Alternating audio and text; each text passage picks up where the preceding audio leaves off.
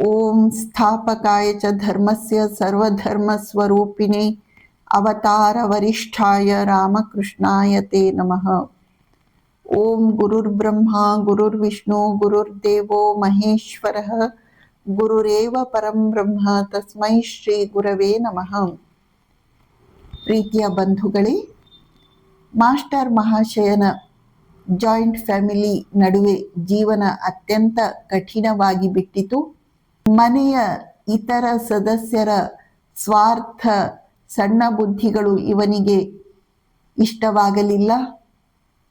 ಕೊನೆಗೂ ಅಸಂತುಷ್ಟವಾದ ಈ ಕುಟುಂಬ ಜೀವನವನ್ನು ಹೇಗಾದರೂ ಮಾಡಿ ಮುಕ್ತಾಯಗೊಳಿಸಿ ಬಿಡೋಣ ಎಂದು ಮಾಸ್ಟರ್ ಒಂದು ರಾತ್ರಿ ಮನೆ ಬಿಟ್ಟು ಹೊರಟೇ ಬಿಟ್ಟ. ನೋಡಿದರೆ ಅವನನ್ನು ಹಿಂಬಾಲಿಸಿಕೊಂಡು ಅವನ ಹೆಂಡತಿ ಮಕ್ಕಳ ಜೊತೆಯಲ್ಲಿ ಬಂದು ಬಿಟ್ಟಿದ್ದಾಳೆ. ಈಗ ಏನು ಮಾಡುವುದು? ಮಾಸ್ಟರ್ ತನ್ನ ಅಕ್ಕನ ಮನೆಯಲ್ಲಿ ಕೆಲವು ದಿನ ಉಳಿದುಕೊಳ್ಳುತ್ತಾನೆ. ತನ್ನ ಜೀವನವನ್ನು ಮುಕ್ತಾಯಗೊಳಿಸಿಕೊಳ್ಳಬೇಕು ಎಂಬ ಯೋಚನೆಯಲ್ಲಿದ್ದ ಮಾಸ್ಟರ್ನನ್ನು ಮರುದಿನ ಒಬ್ಬ ವ್ಯಕ್ತಿ, ಅವನ ಹೆಸರು ಸಿದ್ದೇಶ್ವರ, ಸಿಧು ಅಂತ, ಅವನು ದಕ್ಷಿಣೇಶ್ವರಕ್ಕೆ ಕರೆದುಕೊಂಡು ಬರುತ್ತಾನೆ. ದಕ್ಷಿಣೇಶ್ವರದಲ್ಲಿ ಭಕ್ತರಿಂದ ಆವೃತರಾದಂತಹ ಶ್ರೀರಾಮಕೃಷ್ಣರ ದರ್ಶನವನ್ನು ಮೊದಲ ಬಾರಿ ಮಾಸ್ಟರ್ ಪಡೆಯುತ್ತಾನೆ. ಶ್ರೀರಾಮಕೃಷ್ಣರನ್ನು ಪ್ರಥಮ ಬಾರಿ ದರ್ಶಿಸಿದಾಗ ಅವನ ಮನಸ್ಸಿನಲ್ಲಿ ಅನೇಕ ದಿವ್ಯ ಭಾವನೆಗಳು ಉದಯಿಸುತ್ತವೆ. ಸಾಕ್ಷಾತ್ ಶುಕ ಮಹಾಮುನಿ ಪರೀಕ್ಷಿತ ರಾಜನಿಗೆ ಶ್ರೀಮದ್ ಭಾಗವತವನ್ನು ಬೋಧಿಸುತ್ತಿರುವ ಹಾಗೆ, ಸರ್ವತೀರ್ಥಗಳೂ ಇಲ್ಲಿ ಸಮಾಗಮಗೊಂಡಿರುವ ಹಾಗೆ, ಸಾಕ್ಷಾತ್ ಚೈತನ್ಯ ಮಹಾಪ್ರಭು ಜಗನ್ನಾಥಪುರಿ ಕ್ಷೇತ್ರದಲ್ಲಿ ರಾಮಾನಂದ ದಾಮೋದರ ಸ್ವರೂಪ ಇವರ ಜೊತೆಗೂಡಿ ಭಗವತ್ ಸಲ್ಲಾಪವನ್ನು ಮಾಡುತ್ತಿರುವ ಹಾಗೆ, ಹೀಗೆ ಮಾಸ್ಟರ್ನ ಮನಸ್ಸು ಶ್ರೀರಾಮಕೃಷ್ಣರ ಕಡೆಗೆ ಅಪಹೃತವಾಗುತ್ತದೆ. ಮಾಸ್ಟರ್ ಯೋಚಿಸುತ್ತಾನೆ, ಎಂಥ ಮೋಹಕ ವ್ಯಕ್ತಿ ಇವರು, ಎಂಥ ಅಮೃತೋಪಮ ಮಾತುಗಳು ಇವರ ಬಾಯಿಯಿಂದ. ಇವರನ್ನು ಅಗಲಿ ಹೋಗಲು ಮನಸ್ಸೇ ಆಗುತ್ತಿಲ್ಲವಲ್ಲ. ಹೀಗೆ ಜೀವನವನ್ನು ಮುಕ್ತಾಯಗೊಳಿಸಿಕೊಳ್ಳಬೇಕು ಎಂಬ ಹಂತದಲ್ಲಿದ್ದ ಮಾಸ್ಟರ್ನಿಗೆ ಜೀವನ ಹೊಸದಾಗಿ ಪ್ರಾರಂಭವಾಯಿತು. ಜೀವನ ಹೊಸ ದಿಕ್ಕನ್ನೇ ಪಡೆದುಕೊಂಡು ಬಿಟ್ಟಿತು. ಮಾಸ್ಟರ್ ಮಹಾಶಯ ಮುಂದೆ ನೆನಪಿಸಿಕೊಳ್ಳುವ ಹಾಗೆ, ಶ್ರೀರಾಮಕೃಷ್ಣರನ್ನು ಒಮ್ಮೆ ದರ್ಶನ ಮಾಡಿದ ಮೇಲಿನಿಂದ ಅವನಿಗೆ ತನ್ನ ಪೂರ್ವ ಜೀವನ ಪೂರ್ಣವಾಗಿ ಮರೆತೇ ಹೋಯಿತು. ಮಾಸ್ಟರ್ ಶ್ರೀರಾಮಕೃಷ್ಣರ ಬಳಿಗೆ ಎರಡನೆಯ ಬಾರಿ ಆಗಮಿಸಿದ್ದಾನೆ. ಶ್ರೀರಾಮಕೃಷ್ಣರು ಮಾಸ್ಟರ್ನ ಅಹಂಕಾರವನ್ನು ಕಂಡು ತುಂಬಾ ಕಟುವಾಗಿ ಖಂಡಿಸುತ್ತಾರೆ. ಮಾಸ್ಟರ್ ಅವನ್ನೆಲ್ಲ ತನ್ನ ಮೇರುಕೃತಿ ಶ್ರೀರಾಮಕೃಷ್ಣ ವಚನ ವೇದದಲ್ಲಿ ಯಾವ ಮುಚ್ಚುಮರೆ ಇಲ್ಲದೆ ಬರೆಯುತ್ತಾನೆ. ಬೇಕಿದ್ದರೆ ಅವನು ತನ್ನ ದೌರ್ಬಲ್ಯಗಳನ್ನೆಲ್ಲ ಸಮಾಜದ ದೃಷ್ಟಿಯಿಂದ ಮುಚ್ಚಿ ಇಡಬಹುದಾಗಿತ್ತು. ಆದರೆ ಮಾಸ್ಟರ್ ಹಾಗೆ ಮಾಡಲಿಲ್ಲ.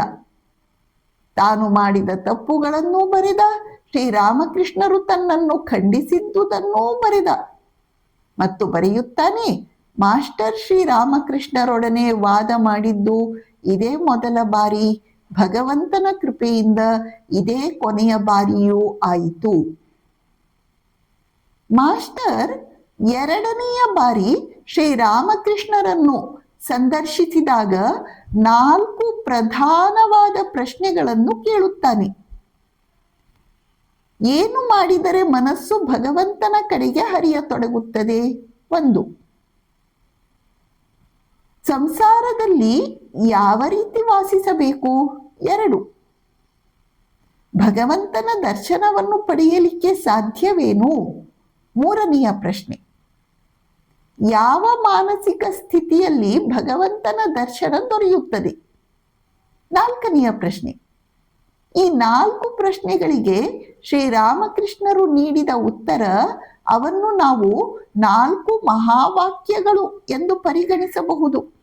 ಅಷ್ಟು ಅದ್ಭುತವಾಗಿ ಶ್ರೀರಾಮಕೃಷ್ಣರು ಸಾಧನಾ ಜೀವನದ ಮೇಲೆ ಬೆಳಕನ್ನು ಬೀರುತ್ತಾ ಈ ಪ್ರಶ್ನೆಗಳಿಗೆ ಉತ್ತರವನ್ನು ಕೊಡುತ್ತಾರೆ.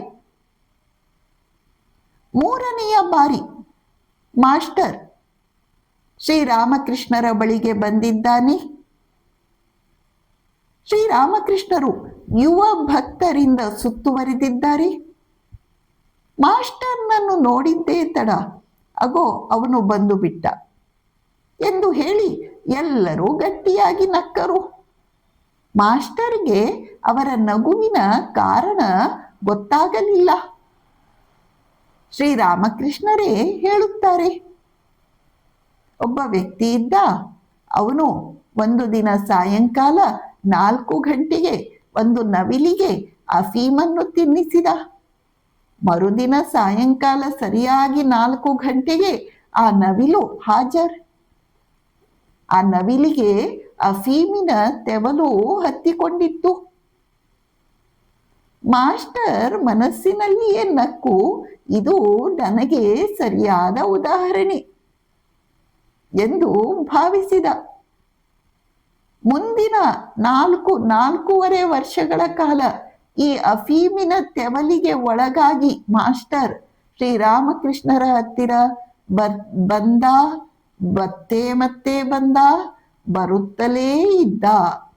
ಹೀಗೆ ಮಾಸ್ಟರ್ ಅವನೇ ಬರೆಯುವ ಹಾಗೆ ಪರುಷಮಣಿ ಸ್ಪರ್ಶದಲ್ಲಿ ನನ್ನ ಬಾಳಿದು ಗುರಿಯ ಮುಟ್ಟಿ ಸಾರ್ಥಕವಾಯಿತು. ಪರುಷಮಣಿ ಸ್ಪರ್ಶದಲ್ಲಿ ನನ್ನ ಬಾಳಿದು ಗುರಿಯ ಮುಟ್ಟಿ ಸಾರ್ಥಕವಾಯಿತು. ಶ್ರೀರಾಮಕೃಷ್ಣರು ಮಾಸ್ಟರ್ನನ್ನು ನೋಡಿದ ತಕ್ಷಣವೇ ಇವನು ಯಾರು ಎಂಬುದನ್ನು ಗುರುತಿಸಿಬಿಟ್ಟರು.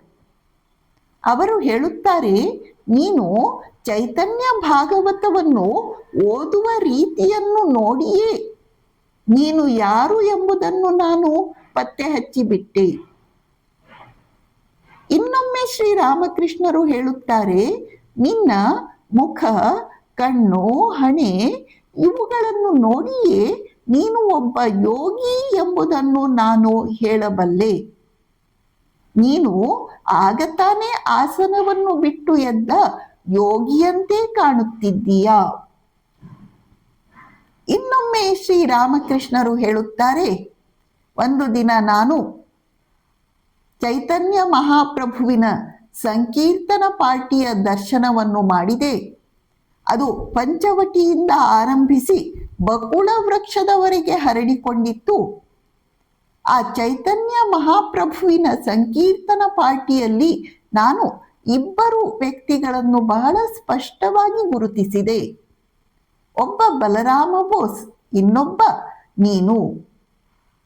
ಹೀಗೆ ಶ್ರೀರಾಮಕೃಷ್ಣರು ಮಾಸ್ಟರ್ ತಮ್ಮ ಬಳಿಗೆ ಬಂದಾಗಲೇ ಅವನು ಯಾರು ಎಂಬುದನ್ನು ಗುರುತಿಸಿಯಾಗಿತ್ತು.